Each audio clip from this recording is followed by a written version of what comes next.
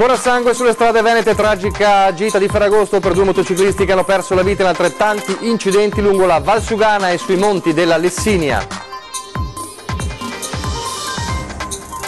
Esclusa dalla manifestazione canora veronese perché non italiana, o meglio perché figlia di cittadini stranieri, la denuncia di una quindicenne nata nel nostro paese da genitori africani. Ieri la reazione violenta degli abusivi in spiaggia sottomarina durante un blitz delle forze dell'ordine, ferito il comandante dei carabinieri, sale la tensione mentre a Bedione nascono posti di blocco antiambulanti. Sempre più insostenibile la situazione a Cona dopo l'ennesima rivolta dei migranti all'ex base, ieri centinaia in strada a bloccare il traffico. Vasto incendio all'alba nel capannone di un'azienda agricola vicentina, numerose squadre dei vigili del fuoco sul posto, bruciati migliaia di polli d'allevamento. Un anno fa sulla spiaggia di Bibione la morte improvvisa di padre Enzo Poiana, amatissimo rettore della Basilica del Sant'Antonio a Padova, in suo ricordo gli alpini animeranno una messa in suffragio. Da oggi il primo giorno di ripresa a Venezia per il nuovo film di Clint Eastwood che racconta la storia di tre giovani americani capaci di sventare un attentato su un treno diretto a Parigi. Telespettatori di Antena 3, buongiorno, ben ritrovati. Questa è la prima edizione dei nostri telegiornali che si apre con la cronaca, purtroppo la cronaca di una giornata che doveva essere di festa, quella di ieri di Ferragosto, e che invece è andata ad allungare il tragico bilancio di vittime della strada in Veneto, soprattutto vittime sulle due ruote. Ferragosto di sangue sulle strade del Veneto, una giornata di festa che si è tramutata in tragedia con due motociclisti che hanno perso la vita in altrettanti incidenti, uno alle 18:30 sulla statale Valsugana nel quale ha perso la vita un 39enne originario di Santo Domingo ma residente a Vicenza. La sua moto si è scontrata con una vettura condotta da un quarantenne di Borgo Valsugana, per il Centauro non c'è stato nulla da fare, sbalzato sull'asfalto l'uomo è morto praticamente sul colpo, sul posto i vigili del fuoco, un'ambulanza del SUEM e i carabinieri di Bassano. L'altro schianto si è verificato nel Veronese, un biker di 52 anni di Grezzana ha perso la vita perdendo il controllo della propria moto da cross in un bosco in località Senge in Lessinia. Per cause ancora da accertare l'uomo non è riuscito a controllare la moto ed è andato a sbattere contro un albero. Ad assistere all'incidente un amico che era con lui e che ha immediatamente allertato i soccorsi. Sul luogo impervio della tragedia è intervenuto l'Eli Soccorso di Trento, ma per il 52enne non c'era più nulla da fare, i soccorritori non hanno potuto far altro che recuperare la salma. Fa discutere da Verona la vicenda di una ragazzina di 15 anni che sarebbe stata discriminata per il colore della pelle, o meglio perché è figlia di genitori africani, anche se italiana, esclusa da una gara canora. Per questo sentiamo. Esclusa dalla manifestazione canora perché non italiana, o meglio perché figlia di cittadini stranieri. È quanto sarebbe accaduto ad una quindicenne nata nel nostro paese da genitori africani. Nel cassetto il sogno di diventare cantante, quale occasione migliore per dimostrare le proprie doti se non partecipare ad una gara per giovani aspiranti artisti organizzata a Verona. Ma la sua domanda è stata respinta. La motivazione? Italiani si nasce, non si diventa. Sorry, ma non puoi partecipare al concorso, non accetto stranieri. Questo è quello che gli organizzatori, stando a quanto riportato dalla ragazzina sulla sua pagina Facebook, avrebbero risposto. La quindicenne ha insistito, spiegando che la famiglia vive qui da oltre 30 anni, di avere cittadinanza italiana e di essere quindi italiana a tutti gli effetti. Ma nemmeno questo ha smosso i responsabili dalla loro decisione. Un episodio veicolato ancora una volta sui social network che non mancherà di animare la discussione dentro e fuori Verona nei prossimi giorni. Se il dibattito sullo Ius Soli resta caldissimo anche il fronte della lotta all'abusivismo sulle spiagge in quest'estate e la tensione sottomarina torna a salire dopo che ieri c'è stata la rivolta, la reazione di un gruppo di venditori abusivi a un controllo delle forze dell'ordine con il comandante dei carabinieri aggredito e ferito. Allora ci racconta tutto da Sottomarina Anna Maria Parisi. Anna Maria. Sì, buongiorno da Sottomarina, dove si sono registrate fortissime tensioni in spiaggia nel giorno di Ferragosto, quindi ieri, con il comandante dei carabinieri di Chioggia aggredito dagli abusivi durante il blitz di Ferragosto, appunto. Il comandante Andrea Mattei, cos'è successo? È stato preso per il collo, è buttato a terra in spiaggia e addirittura malmenato da un violentissimo venditore abusivo, un energumeno alto e grosso al punto che per fermare la sua violenta Madeira sono dovuti intervenire ben 5 carabinieri, con ad un certo punto il venditore abusivo, che forse complice il caldo, ha accusato un malore ed è stato per questo ricoverato al pronto soccorso dell'ospedale di Chioggia, dove piantonato dagli agenti è stato poi successivamente arrestato. Il comandante invece è stato curato con varie contusioni e ne avrà per un mese. L'aggressione perché è avvenuta? Perché l'extracomunitario si era opposto al sequestro della merce venduta abusivamente lungo la spiaggia, merce per lo più contraffatta. Nel corso del blitz dei carabinieri avvenuto nelle prime ore di ieri, intorno alle 7 del mattino, oltre 4.000 gli articoli recuperati, dei quali 1.700 taroccati, decine di sacchi di abbigliamento, chiavi da sole, chincaglieria varia, portati via con le ruspe addirittura per liberare il bagnasciuga, oramai letteralmente invaso da più parti nel corso dello stabilimento dove è stato effettuato questo blitz dei carabinieri, ma sollecitato anche dai venditori regolari. Il blitz è venuto, lo diciamo, per dovere di cronaca nello stabilimento Nova Marina Sirenella. E per il momento da Sottomarina di Chioggia è tutto, restituisco la linea a voi lo studio. Grazie Anna Maria Parisi e buon lavoro. C'è chi invece per contrastare i venditori abusivi predispone dei posti di blocco prima che arrivino in spiaggia. Il caso della polizia locale di Bivione, che stamane a partire dalle 6 del mattino ha organizzato proprio un posto di blocco, bloccando i venditori abusivi prima della loro distribuzione in spiaggia, grazie appunto alla loro presenza. 4 pattuglie in borghese che hanno infatti verificato gli ingressi di tutte le auto, intercettando 5 vetture di venditori abusivi che, pensando di rimanere impuniti visto l'orario mattutino, sono stati invece fermati con oltre 250 oggetti che vediamo in sovraimpressione, posti sotto sequestro. Ancora da Venezia, tensione sulle spiagge, tensione invece che ormai la costante quotidiana a Cono, meglio l'ex base militare di Conetta. L'ennesima protesta ieri, sempre nella giornata di Ferragosto, con i migranti in strada a bloccare la circolazione. Per i richiedenti asilo ospitati nella base di Conetta le giornate sono tutte uguali e così poco importa se ieri era il giorno di Ferragosto. Mentre tanti si trovavano in spiaggia a festeggiare, loro hanno deciso di uscire dal centro d'accoglienza per organizzare una nuova protesta. Un centinaio di migranti hanno raggiunto la strada, si sono fermati all'altezza dell'incrocio, bloccando la carreggiata. Il tutto comunque si è svolto senza particolari problemi. Sono immediatamente scattate le misure di sicurezza con l'intervento delle forze dell'ordine che hanno tenuto sotto controllo la situazione, evitando che potesse degenerare. Questa, come le altre proteste, nasce dalla richiesta dei migranti di accelerare le procedure burocratiche per le domande d'asilo.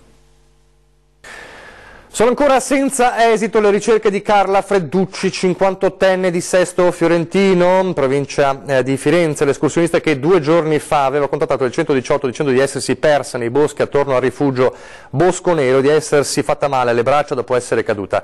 Poi non è più stato possibile contattarla. Oggi le ricerche sono riprese alle prime luci, mentre ieri le squadre del soccorso alpino di Valle di Zoldo, Longarone, Belluno e Alpago erano state portate in quota dall'elicottero del SUENDP di Cadore con 2 unità cinofile molecolari e 2 unità cinofile di ricerca di superficie. È intervenuto anche l'elicottero dell'Air Service Center convenzionato con il soccorso alpino e quello dei Vigili del Fuoco. La donna è alta 1,65 m circa, di corporatura esile, capelli corti, scura, indossa pantaloni grigi, una maglia blu e uno zaino verde.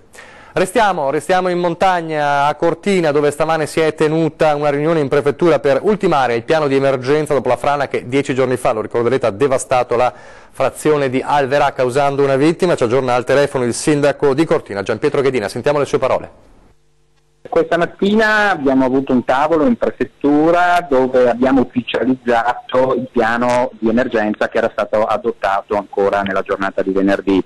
Quindi oggi c'è un'ufficializzazione, con tutti gli enti sono intervenuti, facendo presente qualche piccola osservazione, ma per la maggior parte per implementare con la cartografia questo piano. Quindi oggi è stato ufficializzato e direi positivamente, perché mi pare che le cose stanno andando in maniera positiva. Da venerdì le persone sono rientrate in casa, la strada è stata riaperta, l'attività ovviamente di emergenza in base a questo piano sarà un'attività prevalentemente di monitoraggio a vista, però è già prevista un'automazione del sistema, ad esempio semaforico, che proseguirà, che verrà realizzato poi successivamente nelle prossime settimane. Quanto accaduto ha in qualche modo inciso sul turismo di Ferragosto a Cortina?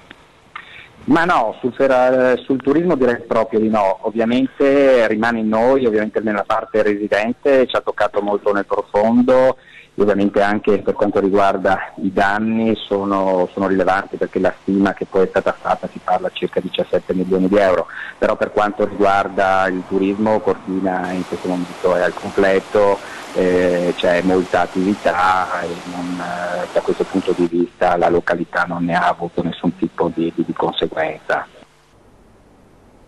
Queste dunque le parole del sindaco di Cortina. Andiamo adesso a Mason Vicentino, dove dall'alba è scoppiato un vasto incendio in un capannone di un'azienda agricola, dove peraltro c'è un allevamento di polli. Allora ci aggiorna in diretta da Mason Vicentino Paola Gazziola. Paola. Buongiorno, in fiamme un capannone avicolo nel Vicentino. È dalle 5:30 che i vigili del fuoco sono impegnati per questo vasto incendio e siamo in via Colombare a Mason Vicentino. Un incendio che interessa un capannone avicolo lungo oltre 100 metri e si parla infatti di decine di migliaia di capi al suo interno. Sul posto stanno operando le squadre di Bassano, quella di Vicenza e Schio e i volontari di Tiene con 24 operatori e 9 automezzi. Le operazioni, come vi dicevo, sono iniziate intorno alle 5:30 ma sono tuttora in corso. Un capannone, questo ricordiamo peraltro ristrutturato da poco, inaugurato soltanto 6 mesi fa. A quanto pare dalle prime indiscrezioni da parte dei vigili del fuoco sembra che a scatenare l'evento sia stato un incidente. Per il momento è tutto, maggiori dettagli nelle prossime edizioni dei nostri notiziari. Grazie a Paolo Gazziola, buon lavoro. Adesso a Venezia, a Palazzo Balbi, dove il presidente del Veneto, Luca Zaia, ha riunito stamane la giunta per nuovi provvedimenti. Allora vedo subito nel monitor Ilaria Marchiori con il governatore. Sentiamo quali sono le novità. Ilaria.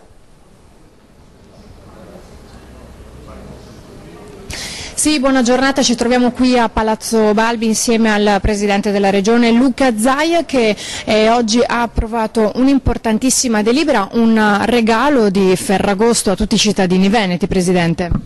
Beh, è un impegno che mi sono preso, che ci siamo presi nel programma di governo, che è quello delle cure dentarie. Sarà effettivo e operativo dal 1° gennaio 2018.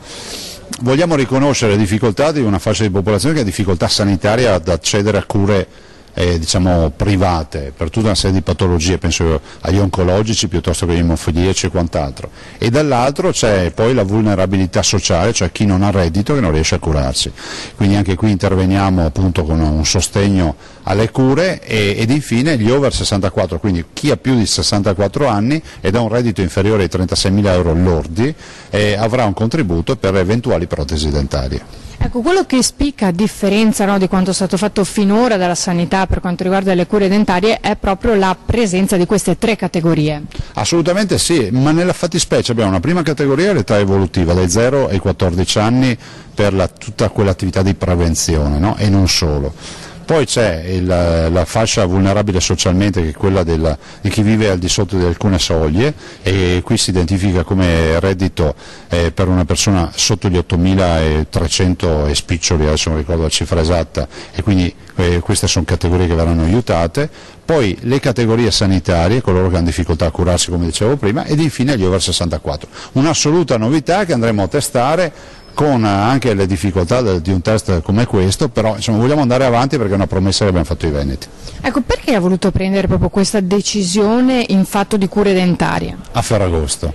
L'abbiamo presa a Ferragosto per evitare che ci sia strumentalizzazione, perché se lo fai vicino a tornate elettorali ti dicono che curi i denti ai cittadini perché c'è il voto, se lo fai in altri periodi dell'anno può essere un'operazione ruffiana. Fatta a Ferragosto non c'è nessuno che ha niente da dire, peraltro siamo gli unici aperti, per cui possiamo anche fregiarci del fatto che noi la regione non l'abbiamo mai chiusa. E tra l'altro 6 mesi prima dell'entrata in vigore, perché abbiamo detto dal 1° gennaio 2018. Sì, 6 mesi prima, dal 1° gennaio 2018 partono queste cure gratuite per tutte queste categorie sociali, e spero che molti veneti che oggi non riescono a curarsi perché non hanno disponibilità finanziaria, poi riusciranno a farlo gratuitamente appunto con questo servizio.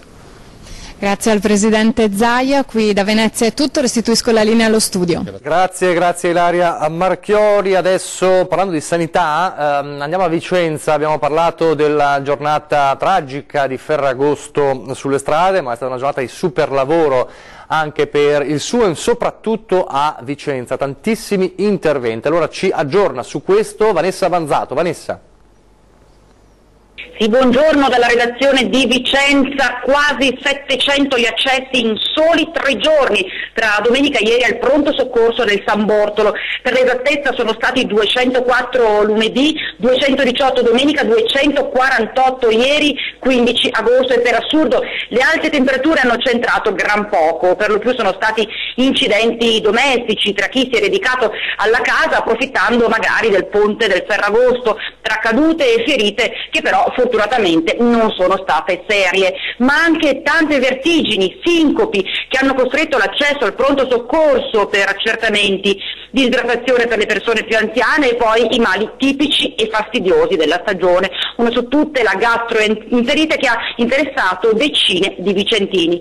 Almeno una nota positiva per i prossimi giorni, le temperature che si sono decisamente abbassate, quindi fanno ben sperare per la salute in particolar modo degli anziani in quello scampolo che resta di questa estate 2017. Per il momento è tutto, ricevo la linea allo studio, una buona giornata. Grazie a Vanessa Banzato. Restano serie, anche se fortunatamente non è in pericolo di vita, le condizioni primarie dell'ospedale di Piove di Sacco, che durante un incidente in mare in Croazia ha perso una gamba.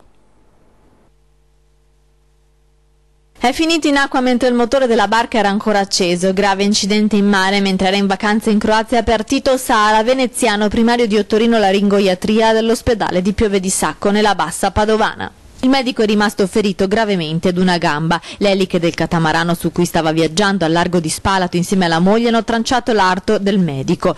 Il dottor Sala è stato subito preso in cura dal pronto soccorso locale, è stato trasferito d'urgenza in un ospedale croato dove i medici sono riusciti nel difficile intervento di riattaccargli la gamba. Al momento le sue condizioni sarebbero stabili e il primario non sarebbe in pericolo di vita.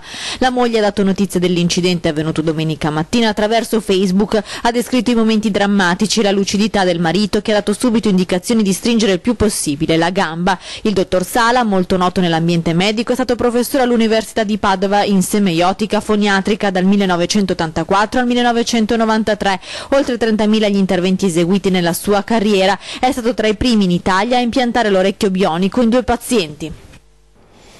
Adesso la pubblicità, poi al ritorno ancora servizi e parleremo di Clint Eastwood a Venezia.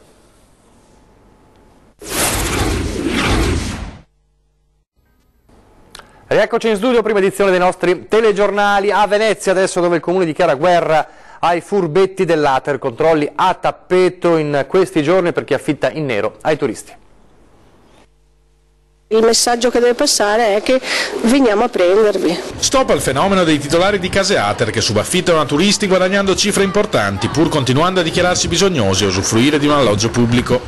La polizia locale veneziana è impegnata in questi giorni in una serie di controlli per scoraggiare questa pratica disonesta. Non è eticamente corretto che io do una casa per un'emergenza abitativa o comunque per una necessità qual è la casa per poi renderne un profitto, perché per questo c'è altro. Fino a qualche tempo fa su queste pratiche vigeva una certa omertà, riconosce il vice sindaco e assessore alla casa Luciana Colle, ma ultimamente il clima è cambiato e ci sono arrivate moltissime segnalazioni. In generale da veneziani, gente che abita in un condominio che vede trolley passare. Logicamente Venezia è tutto un trolley, quindi bisogna stare molto attenti anche a quello che si va a verificare, perché si rischia di andare a ingerire situazioni magari, che ne so, di parenti che vanno a trovare altre persone, quindi bisogna stare sempre molto attenti. L'elenco di delle azioni che procederemo a verificare, assicura la vice sindaca, è ancora lungo. Fino adesso le verifiche fatte hanno dimostrato che le case Ater, i civici che ci avevano dato, per fortuna, uso il termine per fortuna, non hanno dato alcun seguito. Comunque noi continuiamo assolutamente, è un problema Ater, quindi la proprietà è Ater, noi con i nostri vigili comunque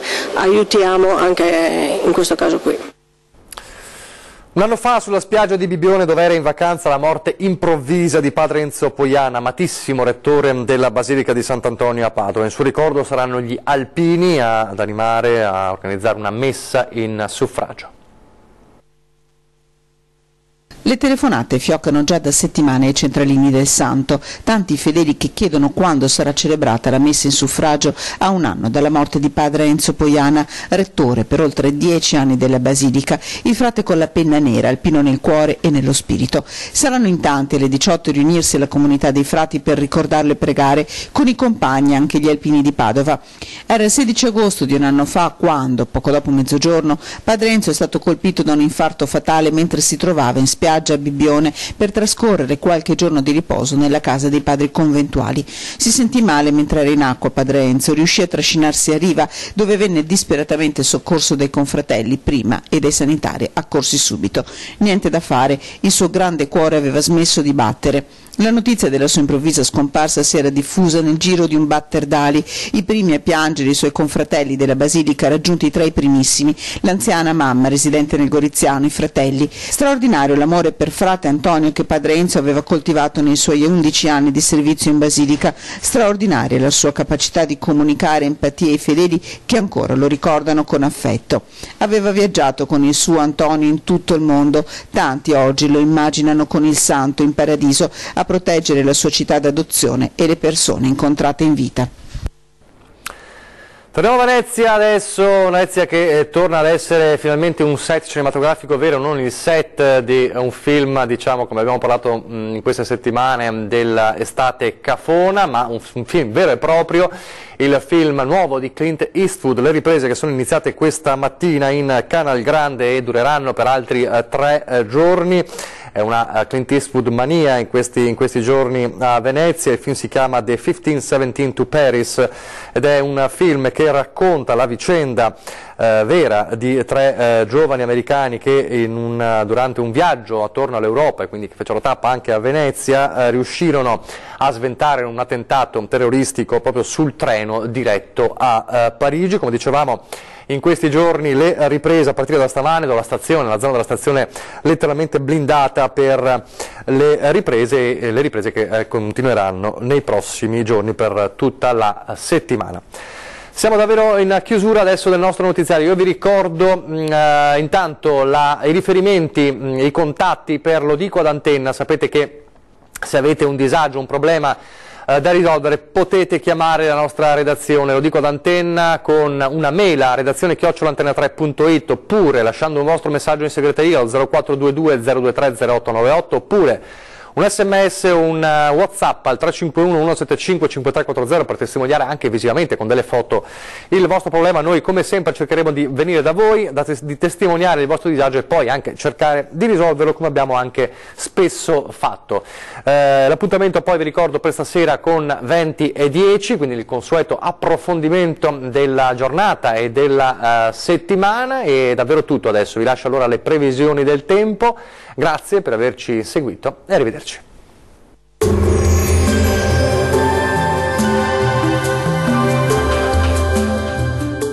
Acqua Estate, annuale Venezia, il parco acquatico per famiglie e ragazzi. 8 piscine, idroscivoli, animazioni. Acqua Estate è annuale Venezia. Buone notizie, sarà un Ferragosto all'insegna del bel tempo, tanto sole dunque, e anche il clima sarà estivo e particolarmente gradevole. Nel dettaglio, sul Veneto, come annunciato, sarà una splendida giornata soleggiata e stabile su tutta la regione. Cieli completamente sereni o solo qualche nube alta e innocua sulle Alpi di confine. Temperature estive, ma come detto nella norma, massime tra i 27 e i 33 gradi, minime sui 16-21 gradi circa. Andiamo ora a vedere che tempo farà sul Friuli, Venezia e Giulia. Anche qui bel tempo soleggiato e stabile ovunque, qualche nube alta innocua sui settori alpini. Le temperature massime sono attese in aumento tra i 29 e i 31 gradi, minime previste intorno ai 18-20 gradi circa. E concludiamo con uno sguardo alla situazione meteorologica del Trentino Alto Adige. Anche qui tanto sole e bel tempo ovunque, salvo qualche raro temporale pomeridiano sugli estremi rilievi sudorientali dell'Alto Adige. Temperature massime in aumento sui 31-34 gradi, minime in calo sui 16 gradi circa. Il mare sarà generalmente calmo, i venti deboli da est sulle zone costiere e moderati al largo. Dal meteo di Antenna 3 è tutto, arrivederci!